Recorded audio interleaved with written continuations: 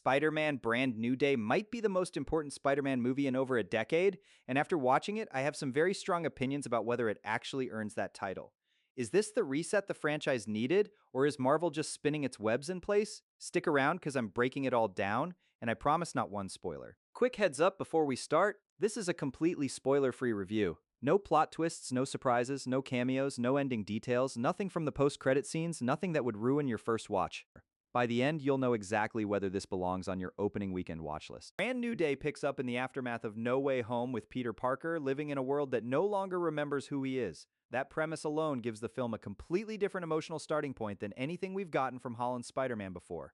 This isn't a kid balancing homework and web-slinging anymore.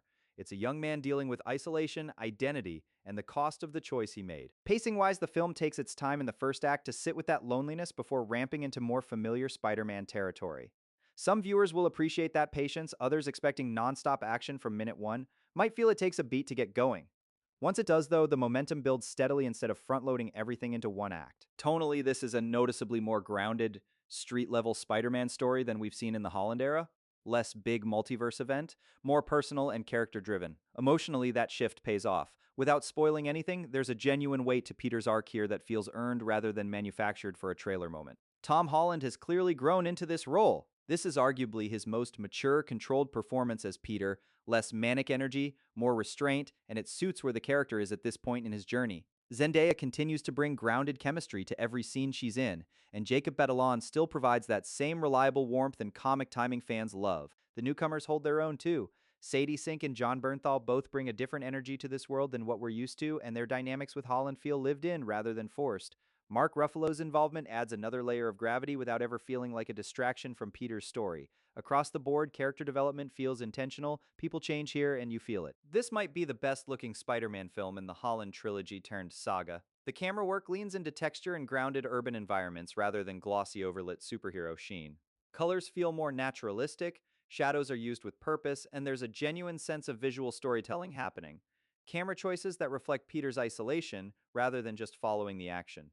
Production quality across the board feels premium without ever feeling sterile. The fight choreography here brings back some of that scrappy street-level Spider-Man energy longtime fans have been asking for. It's less about massive CGI set pieces and more about creative personal confrontations that use New York's geography in clever ways.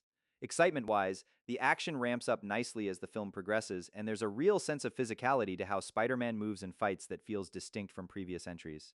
The character work is the clear standout here. Peter's emotional arc feels genuinely earned. The cinematography and visual identity set this apart from previous entries. The action feels more grounded and creative, and the score elevates nearly every major scene. The slower opening stretch, while purposeful, may test the patience of viewers expecting immediate action. And with a cast this stacked, a couple of characters don't get quite as much room to breathe as you'd want. So, is it worth watching? Yes, absolutely.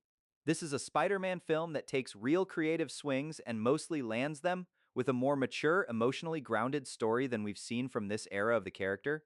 Theater or streaming? This one earns the big screen, especially for the visuals and score. And if you're debating opening weekend, I'd say go for it, especially if you want to stay spoiler-free as long as possible, because this is the kind of movie people are going to be talking about immediately. That's my honest, spoiler-free take on Spider-Man Brand New Day. Let me know in the comments, and I'll see you in the next one.